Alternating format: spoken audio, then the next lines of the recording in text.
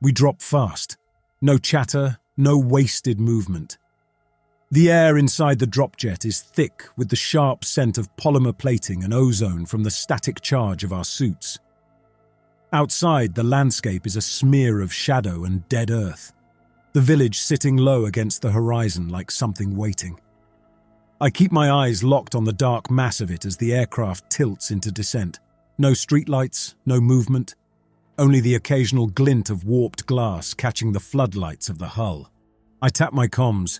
Landing in 60, squad check. Green, Hale mutters. Green. Ortiz follows. Gates, green, comes next, though his voice is tight, like he's grinding his teeth. The dropjet's belly thrusters whine as we touch down in a field just beyond the main road. Dry grass flattens beneath us. The ground should kick up dust, but it doesn't. The soil looks disturbed, like something has been pressing it smooth over and over. I don't like it. Out, I say, and the ramp lowers. We move fast, rifles leveled, our suits sliding against the still air. My HUD feeds me real-time environmental data. Air composition nominal, temperature low 50s, radiation negligible, no immediate biohazards. The village looks normal at first. Rows of squat houses, a market square beyond them, and the distant outline of a church at the far end of the street. But there's something off about the symmetry. Too clean. A town like this should have signs of life, even abandoned. Wind-blown rubble, stray dogs, decay. But there's nothing. Gates is scanning, his visor flashing green as he switches through modes. Thermal's got heat pockets, but they're not moving, just sitting there. I check my own feed. The blips are scattered across the buildings, some upstairs, some ground level. Alive? Unknown. I switch to squad-wide comms. Command, we've landed. No visual contact, but we're seeing multiple heat sources. Do we have confirmation on the state of the population? Silence. Then, proceed with eradication. I frown. That's not protocol. Usually we establish visuals, confirm non-combatants, then clear threats. HQ is skipping the first steps. I glance at Hale. His jaw is tight, the corner of his lip twitching like he wants to say something but doesn't. I can feel the same question hanging between us. Why are they so sure? We push forward, keeping tight formation, rifles sweeping the dark windows, the alleys. The absolute stillness of the village makes my skin itch. The church is our first objective. It's the only structure that seems intact, stained glass unbroken, wooden doors sealed shut. I raise my fist, signaling stop. Stack up. Hale moves right, Ortiz left and Gates holds rear. The building towers over us, old stone and ironwood. A breeze rolls through the street behind us, but the doors don't move. They should creak, shift, something. But they sit there, too perfect. I push forward and grip the handle. The doors open easily. The smell inside is what gets me first. Not rot. Not blood or waste or anything that screams disaster. Just wood, wax, oil. Like someone lit candles here recently. Then I see rows of bodies sitting neatly in the pews, hands folded in their laps, heads bowed, dressed in their Sunday best. The hair on my arms rises beneath my suit. Ortiz exhales, slow. Are they dead? My visor runs an automatic scan. No pulse, no breath, no neural activity, nothing. But they look untouched, like they sat down and just stopped. Hale kneels by one of them, a man in his 60s, face slack but not decomposing. He presses 2 fingers against the throat, even though he knows there's no point. This doesn't make sense. Then, movement. Behind the pulpit, a figure shifts. A man in robes, head bowed like he's in prayer. Slowly, he rises. My rifle is up before I even register the thought. The others follow. Hands up, I bark. Move, and you're dead. The man doesn't react. He just stands there, mouth moving soundlessly. His eyes are open, but too wide, too wet. Gates curses. No way. No way, they're still... Then the thing splits. His face peels like wet paper, a seam unraveling from forehead to jaw, folding outward as something moves inside. Hale fires first. 3 rounds. The first shot staggers the thing in the priest's robes. The second and third force it back. But it doesn't drop like it should. Its movements don't match the impact, like it's catching up to the idea of being shot. The body understands that it's supposed to react, but does so a fraction of a second too late, like a poorly synced recording. Then it adjusts. The torn remnants of its face moves inward. The flayed skin retracts, reforming into something close to human, but the wrong kind of human. The features are smoothed out, lacking expression, lips parted slightly like it's waiting for words that haven't arrived yet. Hale fires again. The rounds tear through center mass. A heartbeat later, the body doesn't just stop moving. It rewinds. Limbs jerk back to their original positions, as though they were never hit at all. Then, finally, it reacts. It copies us. It raises an invisible rifle, its fingers mimicking Hale's exact grip, its stance a perfect reflection of his. Then it pulls an imaginary trigger. Ortiz grabs Gates by the collar and yanks him back toward the doors as I lay down suppressive fire. Not that it makes a difference. I don't even know if it's feeling the hits. The priest thing steps forward again, calm, fluid. We clear the threshold and slam the doors shut. I jam my boot against the base and force the lock into place, but it's a pointless gesture. "Command," I bark into my comms. "Contact confirmed. This is not a conventional biological agent. Repeat, this is not a conventional biological agent. Requesting immediate intel on static. Then, proceed with eradication." I grip my teeth. "Not what I asked, damn it." Hale is checking his mag. HQ's not listening. "They heard me." I glance at the others. Ortiz's face is pale, his breathing tight. Gates is gripping his weapon so hard his fingers might snap. "They don't care." Hale shakes his head. "This isn't standard. They would have given us more intel if they had it." "They have it," I say. "They're choosing not to share." Gates swears under his breath. "We're burning this whole damn place, right?" It should be an easy answer, but something isn't sitting right. The priest thing didn't attack. Not like a hostile. It reacted to us, mimicked us, like it was trying to learn. I look back at the doors. Silence now. Whatever was inside, it's not pushing forward, not forcing the confrontation. That's the part that unsettles me most. I shake it off. We sweep the rest of the village first. Standard formation. If it moves and it isn't us, drop it. No one argues. We move fast, rifles up, boots quiet. The streets stretch ahead in a perfect grid. Something else that's off. Older villages have uneven roads, organic expansion, structures added over decades. But this place feels like it was placed here all at once. There's no wind, no wildlife, nothing to break the silence but us. Thermal still shows heat signatures in the buildings, unmoving. We breach the first house. The door isn't locked, just closed. The interior looks untouched, furniture in place, food still on the tables, beds made. If not for the dust, it would seem like the owners stepped out minutes ago. Ortiz taps a photo frame. No faces. I turn. The frame in his hand holds a family portrait. A man, a woman, 2 kids.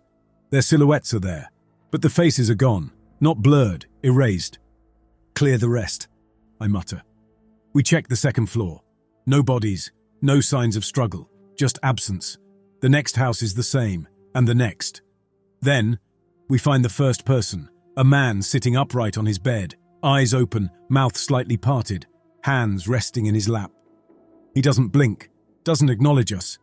"Sir, can you—" The man speaks, but it's not his voice, it's Ortiz's, word for word in the same cadence, repeating what he said in the church. "Are they dead?" Ortiz stumbles back. "No way. No goddamn way." I step forward. "Can you understand me?" The man tilts his head. Then in my own voice he says, "Can you understand me?" I clench my jaw. "Who are you?" A long pause, then, "I don't know." Something clicks behind us. The sound of a door latch shifting. I spin. Nothing there. Gates is shaking now, his rifle shifting between targets that aren't there. "This place is screwed. We need to burn it." The man on the bed smiles. Not a natural expression. It happens too slowly, like something that has seen a smile before but doesn't quite understand the mechanics. Then he speaks again. But it's not Ortiz's voice. Not mine, not anyone's. It's the voice of command. Proceed with eradication. I raise my rifle and fire. The moment the round connects, the man vanishes. Not falls, not collapses, just isn't there anymore. I stare at the space he occupied. No blood, no body, not even dust. Like the world just decided he was never there in the first place. Behind me, Gates is breathing hard. Tell me you saw that. I nod, but I don't know what I saw. The comms crackle, not command this time, not the detached voice issuing orders. A new voice, weak, human. You need to listen. We freeze. You don't kill it by burning it. I glance at Hale. He's already switching his HUD interface, trying to locate the source. The transmission isn't local. It's coming from an external frequency, something piggybacking on our encrypted channel. Ortiz shakes his head. That's not possible. No one else should be on this band. The voice returns, strained, like the speaker is forcing the words through a failing transmitter. You kill it by forgetting it. My HUD flashes. Hale locks onto the last transmission coordinates. Not far. The old research station. We're going to that facility, I say. We move fast. The research facility stands ahead, a dark skeleton of reinforced concrete and steel. It was built into the hillside at the far end of the village, a relic from when this place still meant something to the outside world. Now, its exterior is half swallowed by overgrowth, like the earth itself has been trying to pull it back down, erase it. Gates adjusts his grip on his rifle. He's breathing hard. That voice, who the hell was that? Don't know. I keep my eyes ahead, scanning every shadow, every angle of approach. But we're gonna find out. Ortiz glances back toward the village behind us.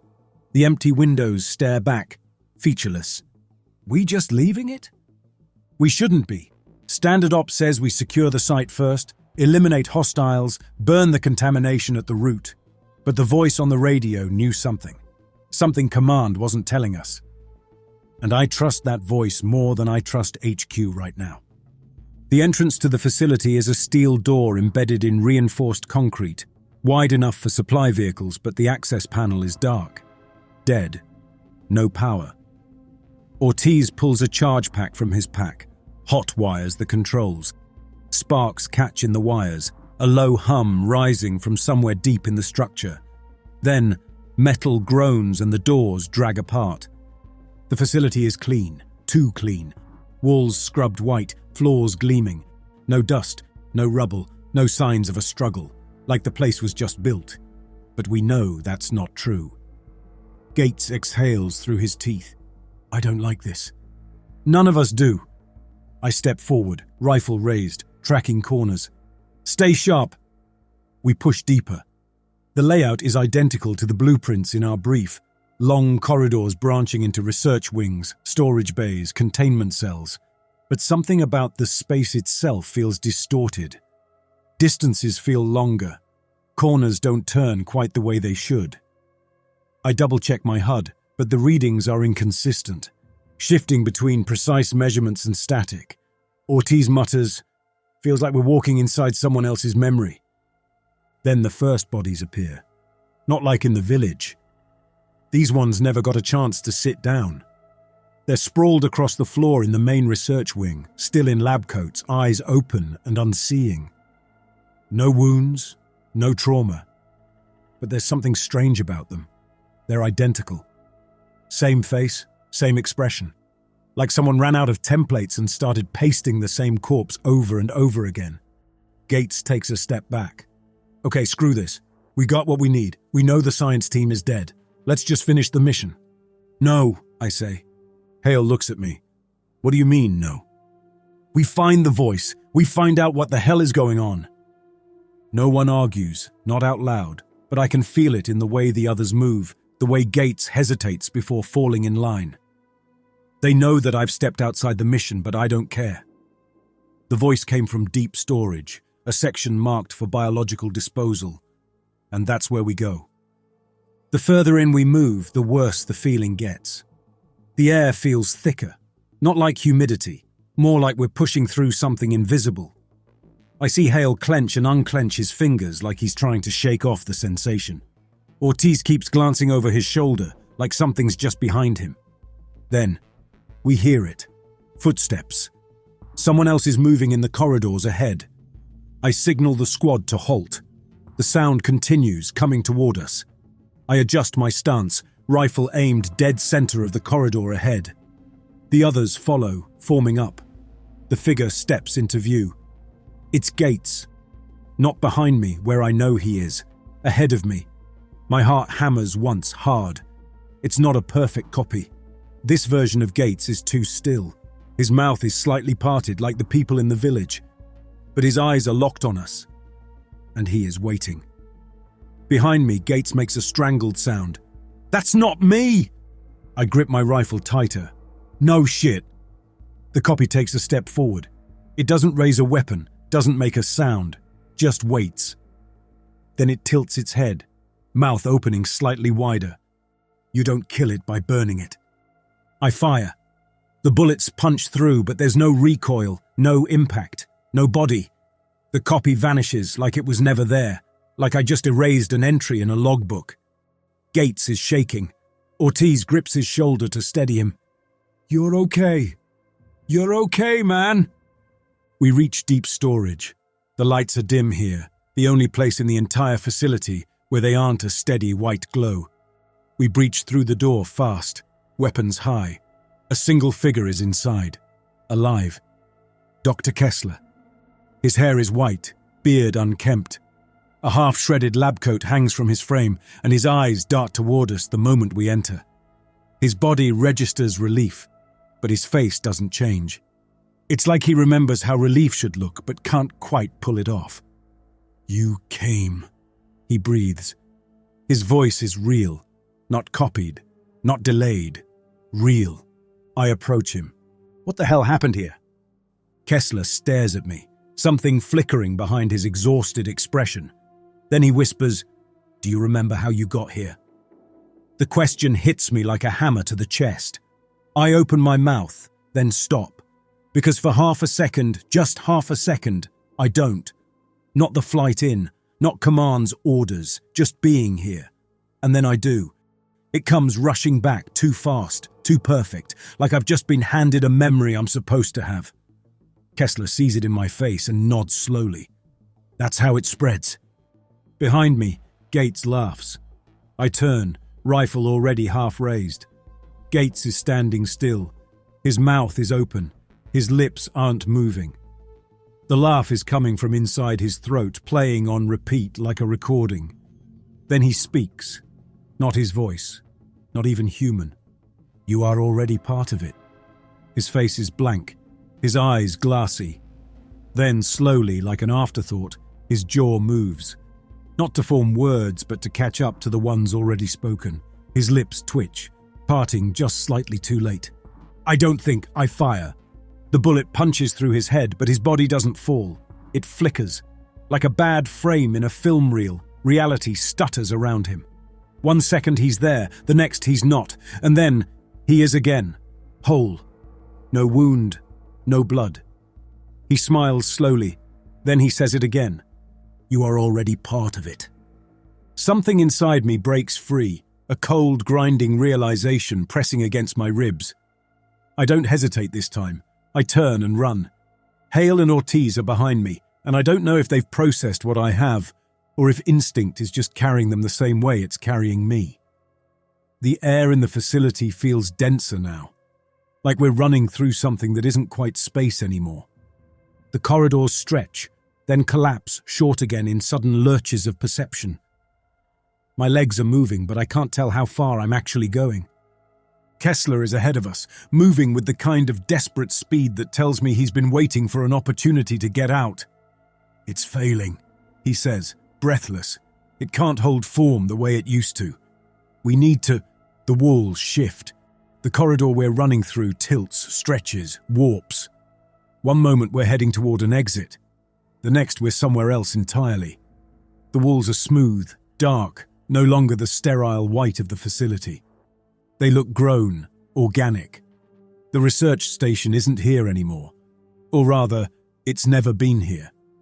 Hale grips my arm, his fingers digging into my suit. His eyes are wide, pupils dilated like an animal that's just seen a predator change shape. "Where the hell are we?" Kesler turns to face us. His skin looks paler, almost transparent under the dim red glow that comes from the ceiling. "You're inside it," he whispers. I force my breathing to slow. My hand tightens around my rifle, but I know it won't do anything. I fire and the world could simply decide that I never did. Kesler swallows hard. "You think it spreads through touch, through blood, through the body?" He shakes his head. "But that's just a distraction. It doesn't care about flesh. It doesn't need it. It spreads through recognition." Ortiz frowns. "What the hell does that mean?" Kesler takes a slow breath. "If you see it, it becomes real to you. If you think about it, it takes root in your mind. If you speak about it, you help it spread to others. If you question whether something is part of it, it becomes part of it." Hale stiffens. "That's not possible." Kessler's expression doesn't change. "How many people were on your team when you landed?" I open my mouth, then stop. I can't remember. Not just numbers, not just names. I can't remember which ones were real. Hale, Ortiz, Gates. I know them. I know their voices. But when I try to trace back, when I try to reach for the moments before the mission, before the village, before the deployment, it's like looking through broken glass. Scattered fragments, missing pieces. Kessler's voice is quiet, almost kind. "It's inside your memories now. That's how it survives. It doesn't just take people, it takes the idea of them. It takes history, reality." I clench my fists. My knuckles pop under the pressure. "So what do we do?" Kesler exhales, shaking his head. "I don't know if we can stop it completely, but there's one way to keep it from taking you." He looks at me, something desperate and pleading in his expression. "We erase it first." The ground shifts beneath us. A deep, slow pulse vibrates through the walls, the feeling of something massive exhaling. Kesler grabs my arm. It knows we're talking about it. The ceiling peels back. Not metal, not concrete, not anything human. It splits apart like the inside of a throat, like flesh stretching, reshaping, opening. And then I see it. It doesn't have a single form. It is all forms, shifting, folding, changing. It's the priest, the villagers, the houses, the lab walls, the sky outside. It is everything and nothing, every shape ever seen, every face ever remembered. We don't scream, we run. Reality breaks apart around us as we move. The hallways collapse into themselves, and the floor isn't there anymore, just memories of it. My boots hit stone, then tile, then something like sand, then nothing at all, but we keep running. Kesler shouts something I don't catch. The light around us flares, bright, then dark, then something between both. Then suddenly, we're outside. The facility is gone. We're standing on the outskirts of the village again. My stomach lurches, my head spinning from the sudden shift. The town is different now. Houses rearranged, streets misaligned, as if it's rewriting itself in real time. Kesler straightens, wiping blood from his nose. His hands are shaking. It's unraveling. The more you understand it, the less stable it becomes. Ortiz clenches his jaw. So what now? Kesler looks at me. Now we end it. The village doesn't look the same. The streets stretch too far, or not far enough. The houses sit at angles that don't make sense. Some of them are missing windows, doors, details that should be there. My boots press into the dirt, but I don't trust that the ground beneath me was always here. I feel like I'm walking through a memory that doesn't belong to me. Hale is breathing too fast. Ortiz keeps checking his rifle, like it'll anchor him in place. Kesler watches us. It's unraveling, he says. I shake my head. You said the only way to kill it is to forget it. He nods. We have to erase it completely. No survivors, no records, no proof it was ever here. His voice drops lower.